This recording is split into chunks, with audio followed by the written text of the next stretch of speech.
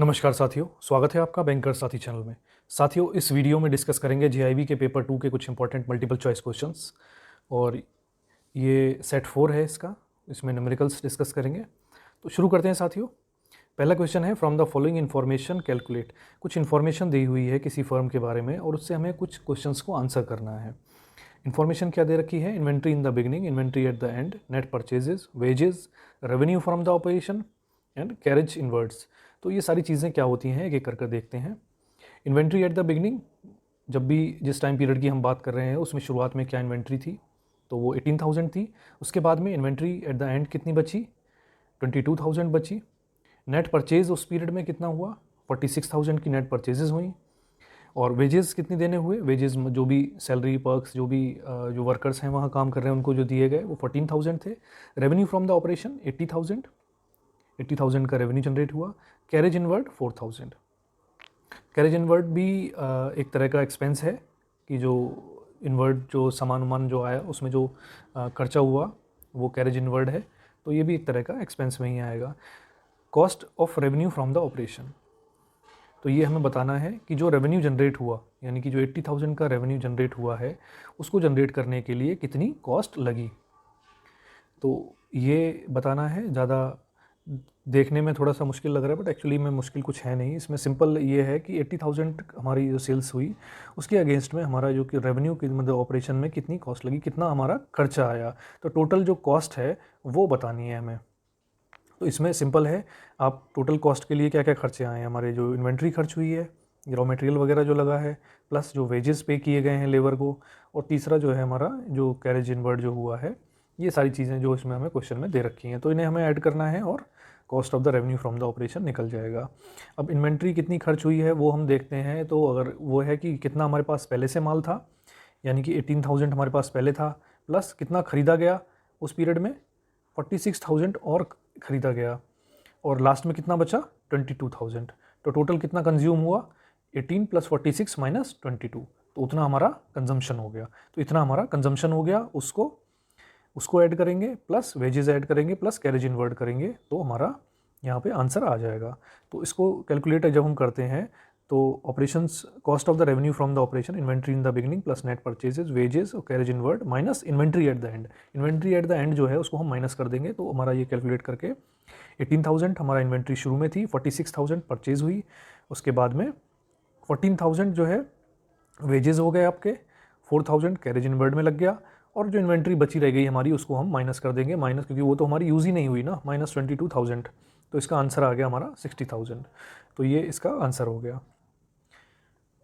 Next question, यानी कि same situation है, वही फर्म है, वही सारा डेटा है, इसमें हमें बताना है कि एवरेज इन्वेंट्री कितनी होगी। तो एवरेज इन्वेंट्री का साथियों कोई ऐसा कुछ सिंपल एक फार्मूला है, वो आपको बस याद रखना है।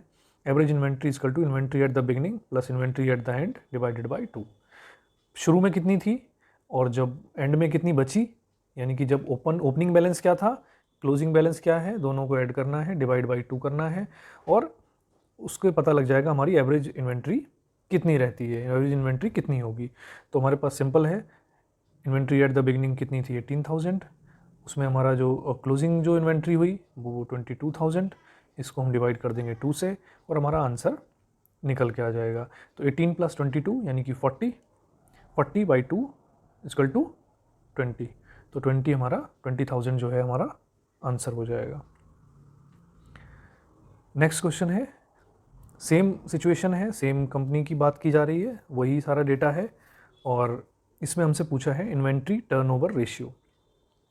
तो इन्वेंट्री टर्नओवर रेशियो का साथियों फार्मूला होता है, इन्वेंट्री टर्नओवर रेशियो का cost of the revenue from the operation divided by average inventory.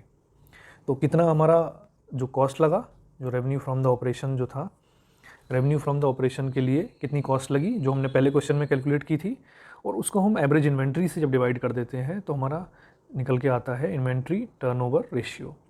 तो हमारा cost of the revenue from the operation कितना था जो हमने पहले कैलकुलेट किया था फर्स्ट क्वेश्चन में, 60,000।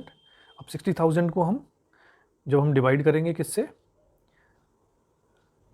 एवरेज इन्वेंट्री थे, तो एवरेज इन्वेंट्री हमने सेकंड क्वेश्चन में जो कैलकुलेट की थी 18 + 22 डिवाइडेड बाई 2, यानी कि opening balance plus closing balance divided by 2, तो उसको हमने कैलकुलेट करके जो निकाली थी वो एवरेज इन्वेंट्री थी। तो सेम उसको ही 60,000 जो हमारा कॉस्ट आई थी रेवेन्यू जनरेट करने के लिए, और डिवाइड बाई एवरेज इन्वेंट्री यानी कि 20, तो हमारा जो इन्वेंट्री टर्नओवर रेशियो हो गया वो हो गया 3। और इसमें वही, तो इसका ऑप्शन सी जो है वो करेक्ट है, 3 टाइम्स। अब चलते हैं साथियों नेक्स्ट क्वेश्चन पे। नेक्स्ट क्वेश्चन है, एक फर्म है एक्स लिमिटेड, उसका करंट रेशियो दे रखा है 3.5:1, क्विक रेशियो दे रखा है 2:1। If the excess of the current asset over quick asset represented by inventory is 24,000, तो हमें क्या कैलकुलेट करना है, करंट लायबिलिटी कैलकुलेट करना है। देखने में थोड़ा टफ सा क्वेश्चन लग रहा है, बट ऐसा है नहीं, एक बार आप इसके कॉन्सेप्ट अगर समझ जाएंगे तो आसानी से आप इनको कर सकते हैं। तो साथियों इसके लिए ना आपको फार्मूला पता होना चाहिए, क्योंकि हमारा जो करंट रेशियो होता है current asset over current liability, और वहीं जब क्विक रेशियो की बात आती है तो करंट रेशियो में से हम इन्वेंट्री, करंट एसेट में से इन्वेंट्री माइनस कर देते हैं और उसको लायबिलिटी, करंट लायबिलिटी से डिवाइड करते हैं, तो हमारा क्विक रेशियो आ जाता है। तो इस क्वेश्चन में हमसे क्या पूछा है, इस क्वेश्चन में हमसे पूछा है कि हमारी करंट लायबिलिटी इस केस में कितनी होगी। तो करंट रेशियो दे रखा है हमको 3.5:1, क्विक रेशियो दे रखा है 2:1। तो करंट लायबिलिटी को अगर हम x मान लेते हैं, अगर हम करंट लायबिलिटी को x मान लेते हैं, तो करंट एसेट कितने हो जाएंगे हमारे 3.5x। आप समझ रहे हैं, करंट रेशियो के हिसाब से अगर हम देख रहे हैं, नीचे वाला जितना होगा यानी कि current asset over current liability, ये करंट रेशियो हो गया हमारा, ये है 3.5/1। तो 3.5, अगर नीचे वाला x है तो ऊपर वाला कितना हो जाएगा 3.5x, तो करंट एसेट कितने हो जाएंगे हमारे 3.5x हो जाएंगे, ठीक है। और क्विक एसेट कितने हो जाएंगे 2x हो जाएंगे, क्योंकि अगर नीचे हमने लायबिलिटी, करंट लायबिलिटी को x माना है तो क्विक रेशियो 2/1 है, तो क्विक एसेट कितने हो जाएंगे हमारे, जो ऊपर वाले जो क्विक एसेट हैं वो हो जाएंगे, डबल हो जाएंगे उससे, यानी कि 2x।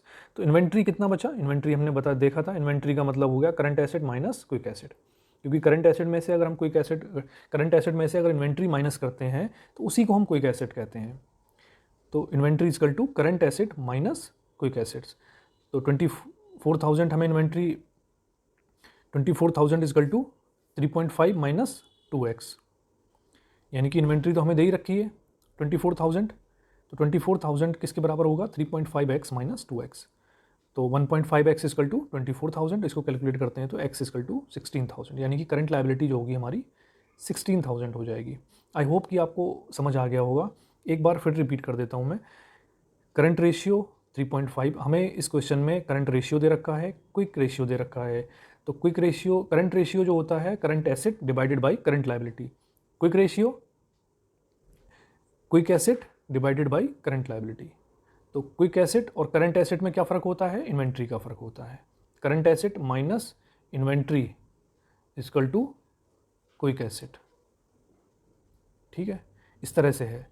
तो इसी तरह से जब हम कैलकुलेट करते हैं तो करंट एसेट जो 3.5:1 है, तो करंट लायबिलिटी अगर हम मानते हैं x, तो करंट एसेट हो जाएंगे हमारे 3.5x, क्विक एसेट हो जाएंगे 2x।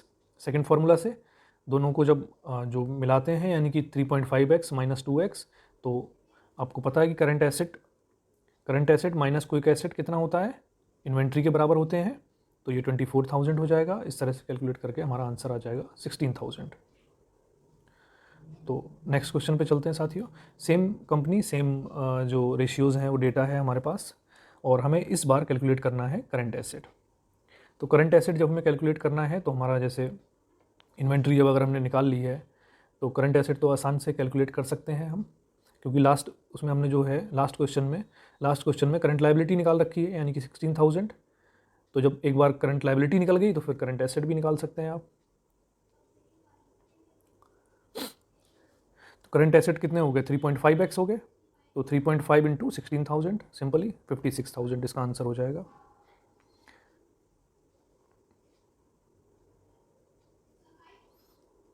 क्योंकि आपका करंट रेशियो जो हो गया 3.5 डिवाइड बाई 1, यानी कि current asset over current liability. Current liability हमने निकाल रखी है 16,000। अब ये 16,000 है और ये रेशियो 3.5, यानी कि ये करंट एसेट जो है वो 3.5 टाइम्स होगा इसका 16,000 का। तो 3.5 से 16,000 को मल्टीप्लाई करेंगे, 56 इसका आंसर आ जाएगा। अब फर्दर अगर हम मान लो इसको क्रॉस वेरीफाई करना चाहें, वेरिफिकेशन करना चाहें, तो ऐसे भी देख सकते हैं। जो current ratio equal to current asset over current liability, तो 56 ओवर 16, तो 3.5:1, यानी कि ये सही हो जाएगा हमारा।